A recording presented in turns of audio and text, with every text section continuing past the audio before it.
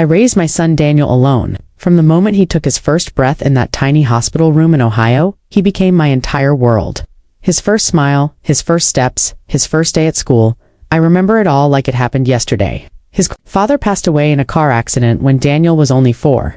One moment we were a family, and the next, I worked 2 jobs for years. During the day, I was a receptionist at a small auto shop. At night, I cleaned offices. My back hurt constantly. My hands were always dry from cleaning chemicals, and some nights I only got 2 hours of sleep. But I never let Daniel see how tired I was.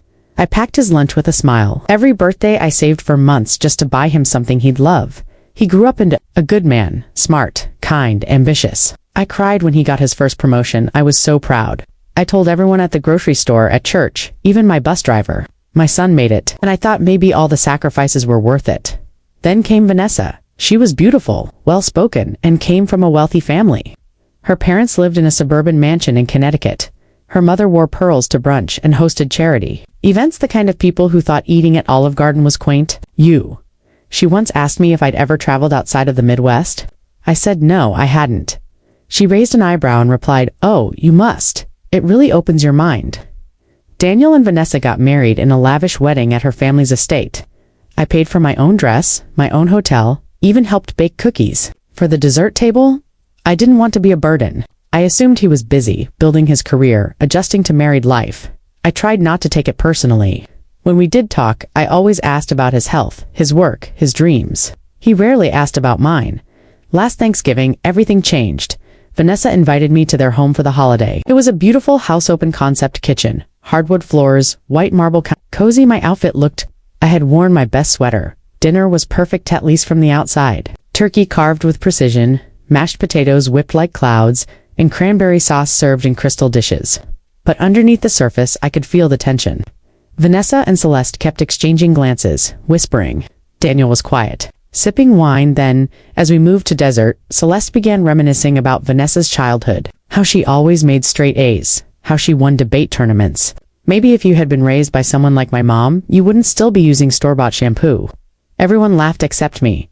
Daniel smirked and said, "Honestly, sometimes I do wish Celeste had raised me." It was quiet. Everyone froze. My heart dropped.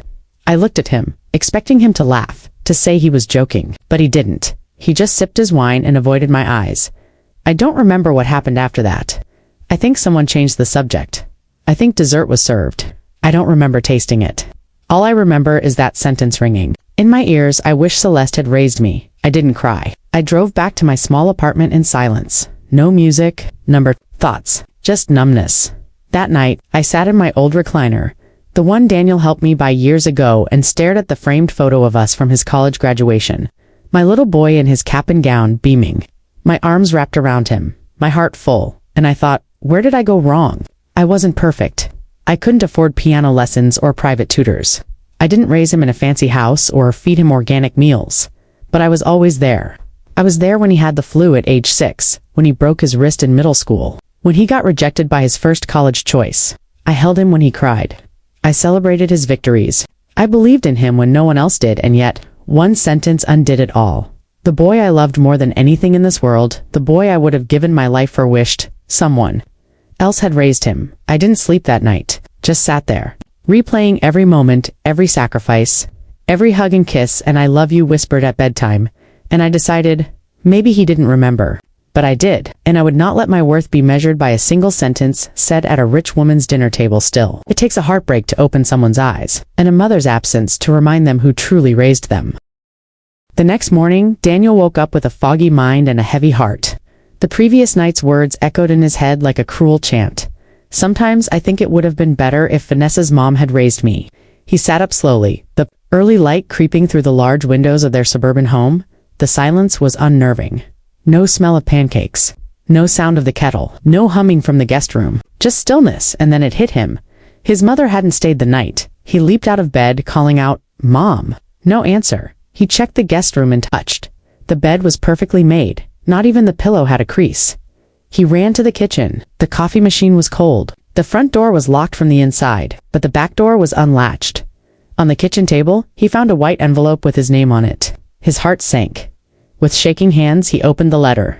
"Greater than Daniel. Last night you said something. Never imagined hearing from my own son. You wished someone else had raised you. I know I didn't give you the things Vanessa's mother could have: expensive schools, polished manners, designer clothes, but I gave you everything I had. I gave you my time, my love, my energy, my youth.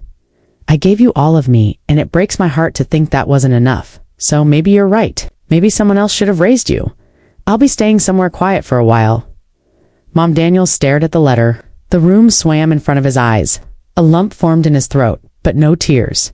Came just a bitter wave of regret. He rushed back upstairs, storming into the master bedroom. Vanessa sat on the bed, scrolling through her phone. She left, Daniel said, voice low. Vanessa looked up. Who? My mother. She's gone. She didn't even stay the night. Vanessa shrugged. Well, can you blame her? You did kinda insult her, but honestly, Daniel, maybe it's for the best. You've outgrown all that. He stared at her, disbelief tightening in his chest. Outgrown my own mother. She shrugged again.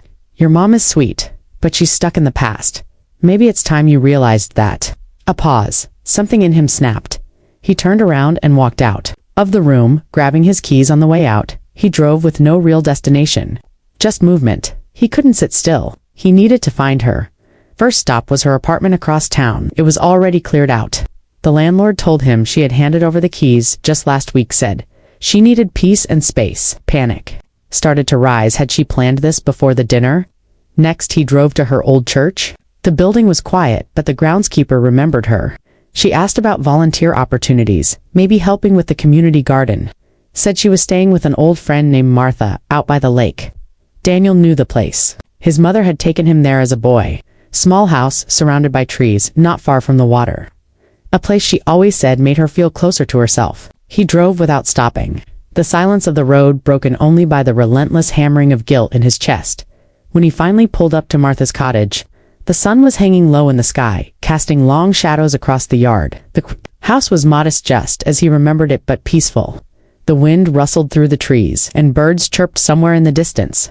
Then he saw her in the backyard, kneeling beside a flower bed, pulling at weeds gently with gloved hands. His throat tightened. She looked so small, so quiet, and so far away. Even though she was only a few feet from him, he took a few hesitant steps forward.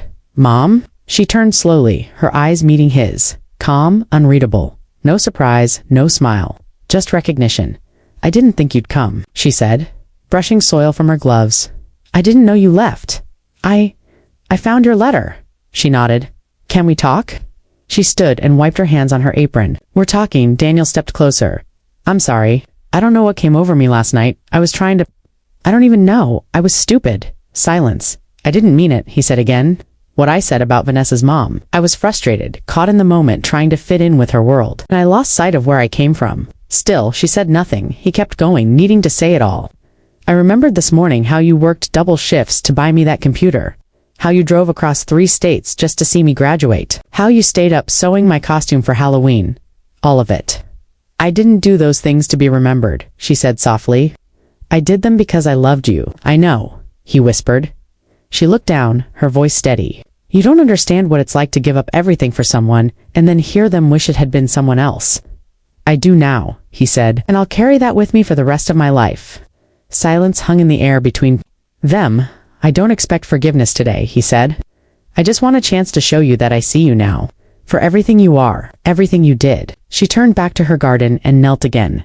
You want to help? She asked. He exhaled something between a sigh and a prayer. Yeah, I do. He dropped to his knees beside her and began pulling weeds. They worked side by side in silence. Not everything was fixed. Not yet, but something had shifted, a beginning. The soil between them was being turned slowly with care. Weeks passed. Daniel started visiting every weekend. Sometimes he helped her cook. Sometimes they walked by the lake. Sometimes they just sat in silence. Vanessa noticed the change. She wasn't happy. One evening, she said, You've been spending a lot of time with your mother lately. Daniel looked at her and replied, She's the one who raised me. You're different, Vanessa said. Quieter. I'm remembering who I used to be, he said. Eventually, they began to drift. Vanessa, who had once been so polished and perfect, began to feel distant, shallow. When they separated months later, she called it growing apart. Daniel called it growing up. On Mother's Day, Daniel arrived at his mom's cottage with a bouquet of tulips, her favorite. She opened the door and, this time, she smiled. I got you something, he said. You brought me flowers. He handed her a second envelope. She opened it slowly. Inside was a handwritten letter, greater than Mom.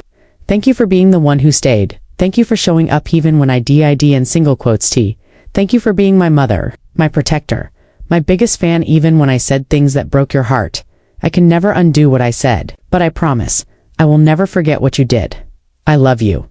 Daniel, she wiped her eyes, finally letting tears fall she had held back for too long, and in that moment, surrounded by the scent of tulips and the warmth of the May sun, she did something she hadn't done in years.